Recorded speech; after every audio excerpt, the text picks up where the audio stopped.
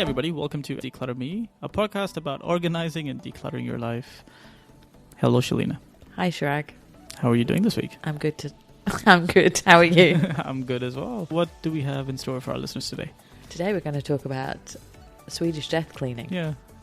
I don't know how to react to that. It's a concept I've discussed it with my parents, but it wasn't called Swedish Death Cleaning. It was just talking about getting rid of clutter before people die.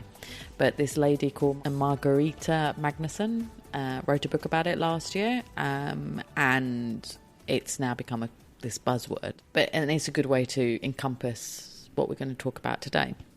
So I am getting a lot of clients now who are from the older generation, my parents' generation, and they're realizing that they've got a lot of stuff. So especially in the UAE, they've lived here for 40 plus years, accumulated a lot of stuff, had children who accumulated a lot of stuff. A lot of these children love dumping their stuff in the house and then having another house with clutter as well.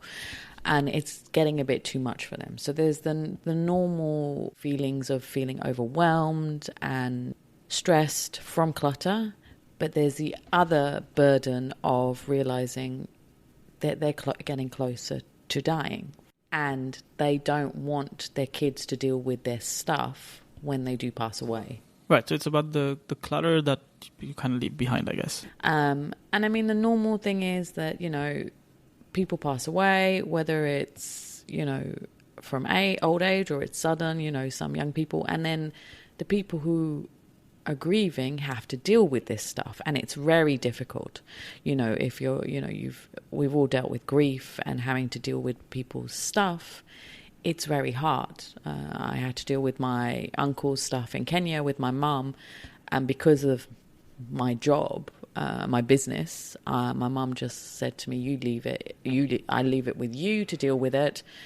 She couldn't deal with it. And she said, if you find anything important, then show it to me. But if you think it's just scraps and just rubbish that can be thrown out, we'll do that. So we cleared up the house.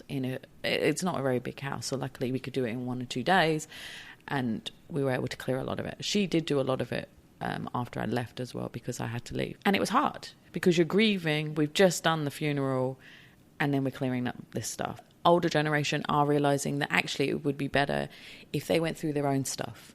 So of course that they get rid of stuff that they don't want their kids ever to find, because there is obviously things that all parents have that we shouldn't have to see ever. They're going to start decluttering that, and then they also start decluttering. They start realizing that they can get rid of a lot of things which have no use in their lives anymore. With working with clients, we've done a lot of books. There's been a lot of especially fiction books that they're never going to read again, that don't have any significant value to their lives. They're not, first editions or special books from their kids, and then they find artwork that they never liked and their kids don't like, so they might as well sell it or get rid of it. Clothes is a big thing.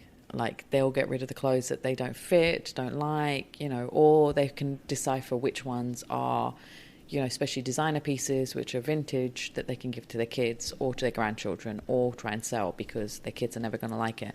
So it's a good thing to start now. I think a lot of people are now seeing, especially living here, a certain amount of time you can stay here if you're an expat, and then you have to leave. So you have to start clearing up eventually, and you don't want to do it all at the same time when you have to leave the country, because that is traumatic enough that you're leaving your home after like 40, 50 years, as well as then decluttering. So it's good to start now. And it's got the same problems that you would have when you're moving, or like just when we've discussed this on previous episodes, right?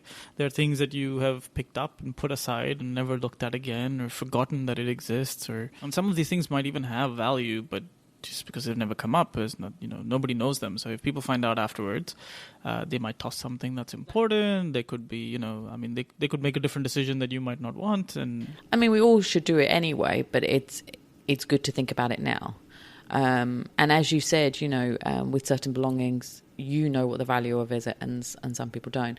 So there's ways to do this death cleaning, as they call it. I mean, it sounds morbid. And I remember I talked to my parents about it, because we've got a garage of stuff, which I talk about a lot, that has stuff from our childhood, from my before we were even born, my parents had bought stuff. Like, we have stuff from IKEA that they shipped over from Sweden before IKEA came to UK. If you can start chipping away at the stuff, it's good for everybody, and it's good for you. It's a cathartic process as well to get, to see what you have and to know what to get rid of, and to not worry about what's going to happen to the stuff. And it's also good for your children, because when you pass away, they'll be already upset about that. You don't have to do it all in one go, but start chipping away. So start going through each cupboard one by one every week or every time you're passing, and that place, your wardrobe, just start chipping away at everything. Begin with the things in storage or in the garage, or if you have an attic, go through them, because they're the ones that have been hidden for so long that you haven't looked at it, and you can see if it's got value or not value, and if it's worth throwing away. Because if it's been hidden for so long in these storage areas, it's most probably not needed. Throw away anything that could be upsetting or hurtful or embarrassing. So there will be things that parents have that we don't want to ever see, which was owned by them. Get rid of that now. Leave the photos and your journals and letters. Keep that for last, or do that slowly, because that will take longer, because there'll be nostalgia in there. But start getting rid of the photos of people you don't know. If you don't know who they are, how do you expect your family to know who these people are? If it's got no significance to your life, get rid of it. If you like you said about the stuff, the belongings that people might not know the value of it, but you do, get that and make a notice or a letter or put it in the will and say that this has this value, this needs to be dealt with in this way, this needs to go to someone. So allocate it to, the fine china, to whoever's going to go get that stuff, the paintings, whatever you have that's of value, allocate it now, make a note of it so that it's easy to give it away. I've dealt with clients who have their grandparents have left, and one of them had all that medical equipment, and it was trying to figure out like the electronic stuff. We then organise for it to go back to the hospital because they can reuse it again. But some of the medicine, if it had been opened, then you can't do anything once it's opened. But the ones that hadn't been used, we could donate it back to the health authority. And then she had a lot of jalabiyas, clothes and abayas. We donated that to the prisons, because a lot of the women who go in don't have any clothes when they get arrested and be put in jail. So they get these jalabiyas, to wear. So we gave a lot of that. So there's different ways you can deal with this stuff. And they were happy that, the family were like, this is great that we're doing something for the community, helping other people with this. Good memory associated with, yeah. Yeah. And I mean, and another thing is, for this family and for a lot of families, Qurans, especially in this region, there are so many Qurans in houses. You're only supposed to have one or two, and I think it's for every religion. You're supposed to have one or two, and sometimes I have found about 50 of these. So then, what do you do with them? You can't throw them away. You have to give them to an official authority. You're supposed to give them to a mosque, or here I give it to one of the charities, and they take it and then donate it to people who need the books, like refugees and stuff. So what I suggest to people is you start going through and seeing all these religious books as well. Do you need so many of them? Because most probably there is the favourite that your parents or grandparents have that they read all the time. The rest of them are just ones they've received as presents or as, from mosques or temple that you don't need. So let's start getting rid of those as well. So that's the main things to do with this. It's a bit of a morbid subject, but really it's not. It's just being organised early on and to start thinking about it now. And because decluttering and organising isn't a concept that was in the older generation's mindset, now it's a thing. But before it wasn't. So to start getting them to think about that, it would take longer. So it might be good to sort of start telling them now to get involved.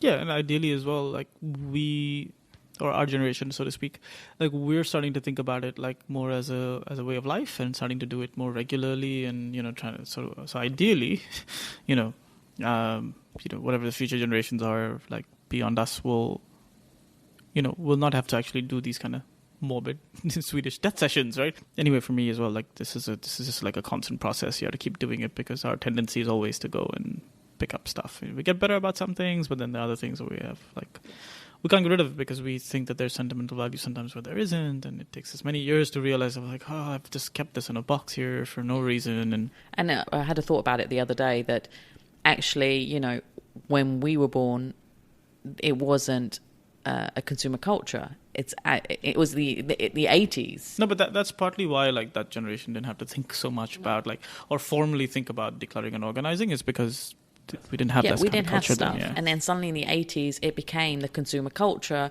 We started buying stuff. We had, you know, it became the music generation. So we were buying Walkmans and cassettes and CDs, and then it was DVDs.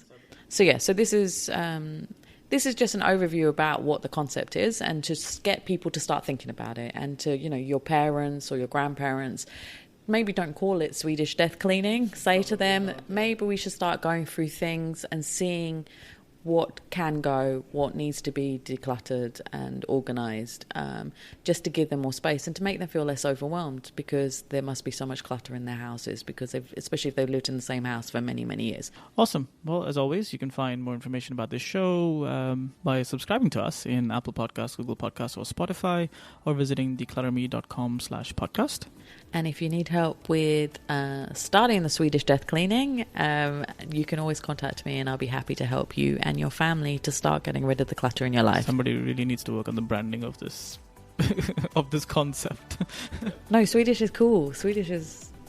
anything Scandinavian is cool. Well, that's it for this episode, and we'll see you next week. Bye. Bye.